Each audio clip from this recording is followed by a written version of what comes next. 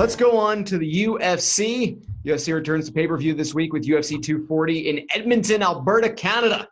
Co-main event features Cris Cyborg as a massive minus 650 favorite taking on Felicia Spencer, who's a plus 450 underdog. Very confident, though, Spencer, in some of the remarks she's made during fight week. Cyborg, by far the biggest betting favorite on the card. Only two fighters even touch or top the minus 400 mark.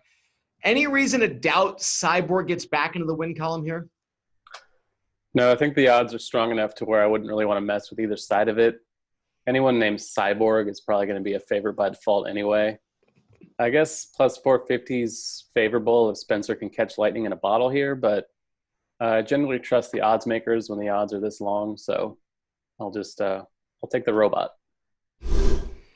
Cyborg is, she's been one of the best fighters in MMA for a while now, female or otherwise. She's 20-2. She did lose to Amanda Nunes back in December. It was a 51-second fight, but Nunes may just be the best, or at least one of the top three fighters in UFC history, full stop. It was the only other loss that Cyborg had was her first ever professional fight in 2005. So Cris Cyborg is going to win. I'm excited for her to eventually go to WWE, but that's a different topic. This is what I think would be an interesting wager to look for. Only 3 of her 20 career wins have come by decision. 4 of her 5 UFC wins have ended by KO or TKO. 2 of them in round 1, 1 in round 2, 1 in round 3. If I'm going to bet on this, I'm going to bet on Cyborg winning by KO or TKO, because the odds are just going to say that, that's how she wins. And if you think that Cyborg is going to win, the only way to realistically bet is to try to pick either a round or a means of finish. And I don't think it's unreasonable, even in a 3-round fight, to say that she's going to win by knockout or TKO if you are on, if you're back on board. I don't think there's a reason to doubt her even after the loss to Nunes. Looking for alternative betting options when the odds are like this is probably a good idea in general. And if you can find some kind of edge like that based on the numbers, then yeah, I like that strategy. Let's look at the main event. Featherweight championship bout between Max Holloway and Frankie Edgar. Edgar a plus 315 underdog to take the title from Blessed, while Holloway is the second most favored fighter of the night, minus 425 odds on the money line. Taylor, again, I don't think either of us see much value betting on the favorite to just win, but would you consider a bet on the underdog, the challenger for the title here? Yeah, it should be at least an entertaining fight. Both are pretty aggressive typically with their approach. Edgar has a chance if he can take the fight to the ground, but one of Holloway's better skills is defending against the takedown, so I don't really like Edgar's chances of making that happen. The fight should go the distance, which at the very least you can say anything can happen if that's the case. But once again, the odds are such that you either can take a flyer on Edgar at plus 315, or like you said earlier, just find a different way to bet on it, because betting straight up on Holloway on the money line has no value. So I don't hate a flyer on Edgar, a low dollar type of bet, trying to buy dinner, as you said. So there's a path for Edgar here, but it's not a particularly likely one. Basically, it's Risk McDonald's trying to go to like a Buffalo Wild Wings or something. Yeah. Or Wild Wings. Yeah, there you go. Trying to be more realistic when these odds are only, the payout is, 3-1. So, you bet the $5 value meal and you can get $15 for some wings. But yeah, Holloway, 5 inches taller, 10 years younger. He's the striker. Edgar's a wrestler, boxer. But yeah, Holloway, really good takedown defense. He did lose his last fight against Dustin Poirier, but that was in the lightweight division. He's won 13 straight before that. And since 2014, if you're looking to bet on the way that the fight would end, 8 of his wins have come via knockout or TKO, 2 via submission, 3 went the distance and required a judge's decision, all of those unanimous.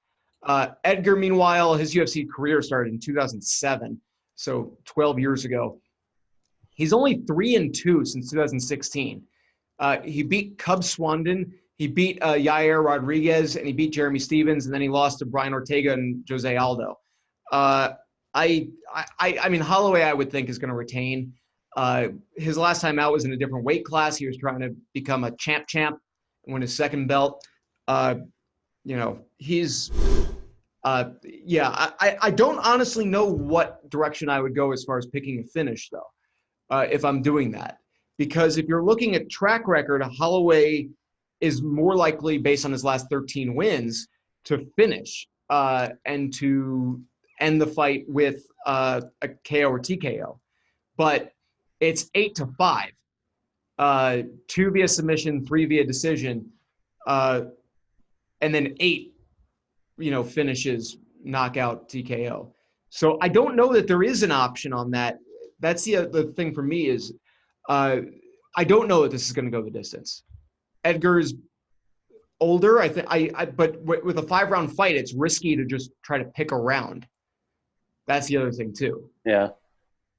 You never really know when it's going to come to an end, especially if you have a guy like Edgar that, maybe a little more weary than he used to be. So, like I said, it's just kind of a flyer thing on Edgar. Otherwise, you can probably just find something else to bet on. Yeah.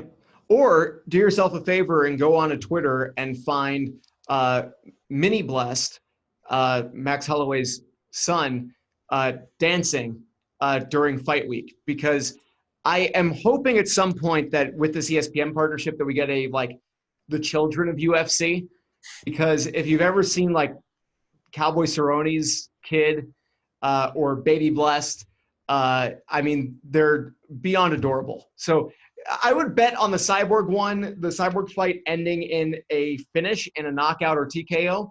And with the main event, I would sit back and enjoy it and just watch the videos on Twitter of the Little Blessed. Which, if you haven't seen that, Taylor, I'd recommend checking that out too, because he's just dancing on the stage during I think it was during open workouts, which always entertaining.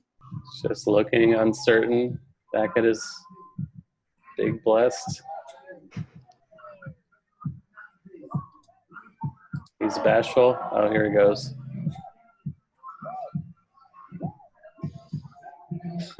Kid's got some moves. He does have moves. He's kind of swaying. Maybe that's his future. Entertainer.